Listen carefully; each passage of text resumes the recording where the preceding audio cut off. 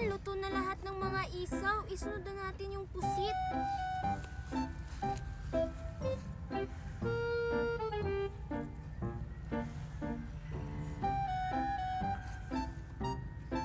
Dalian nyo dyan, may fishbowl pa oh. Mag-anday ka, Marian. Iniihaw pa namin yung pusit. Oo nga. Pagkatapos yung ihawin yan kainin natin yung barbecue yung ginawa natin.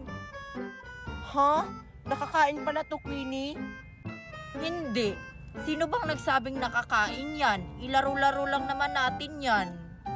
Sabi mo eh. Laro-laro nga lang. Hirap mo naman makaintindi, Marian. Naku, Nicole, luto na yan kasi nangangamoy sunog na.